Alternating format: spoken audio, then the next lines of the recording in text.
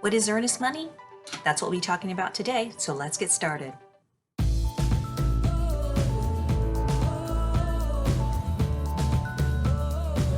Michigan. Today we're talking about earnest money, also known as good faith money, which is essentially a deposit a seller makes on a home they want to purchase.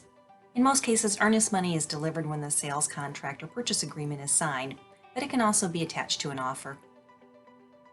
Once deposited, the funds are typically held in an escrow account until closing, at which time the deposit is applied to the buyer's down payment and closing costs. While the buyer and the seller can negotiate the earnest money deposit, it often ranges between 1 to 3% of the home's purchase value. In a real hot market, though, people may put down as much as 5 to 10%.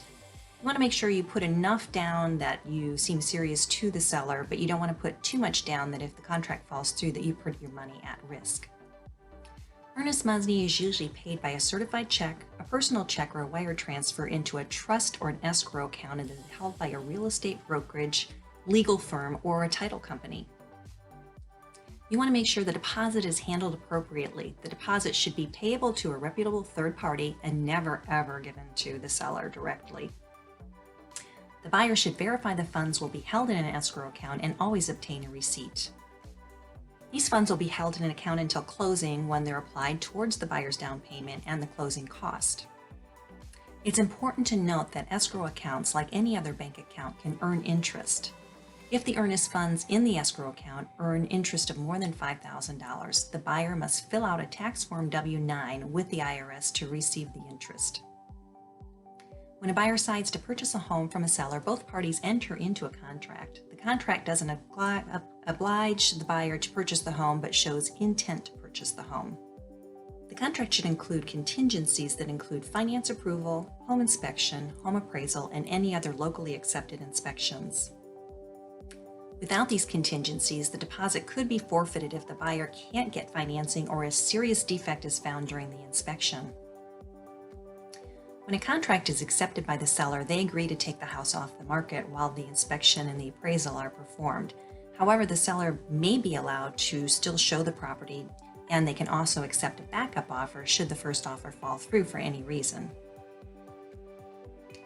Buyers should read, understand, and abide by the terms of the contract. For example, if the contract states the home inspection must be completed by a certain date, the buyer must meet that deadline or risk losing the deposit and the house.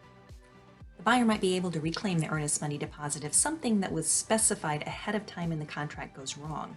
For instance, the earnest money would be returned if the house doesn't appraise for the sales price or if the inspection reveals a serious defect, provided these contingencies are listed in the original contract.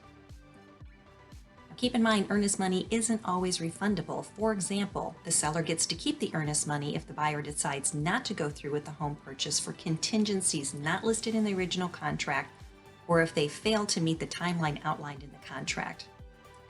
The buyer will, of course, also forfeit the earnest money if they simply have a change of heart and decide not to buy the house.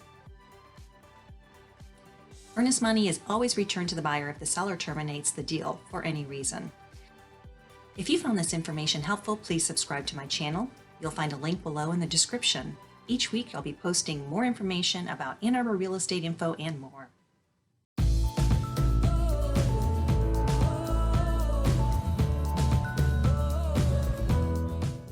Video. Look, Ginger, see right there. You get to be in my video. Can you tell them what earnest money deposit is? You know what that is. Doesn't have anything to do with food, does it? Yeah, right. Kibble. Yeah, kibble. You get 5 kibble for each earnest money. Man, I forgot that you used to say kibble for dog food.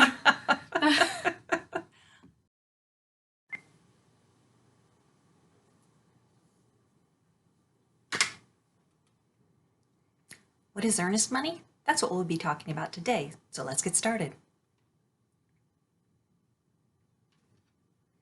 Hi, my name is Dani Hallsell. I'm a real estate agent in Ann Arbor, Michigan, and today we'll be discussing earnest money deposits. And I got a dog behind me, and I think I'm going to have to move her.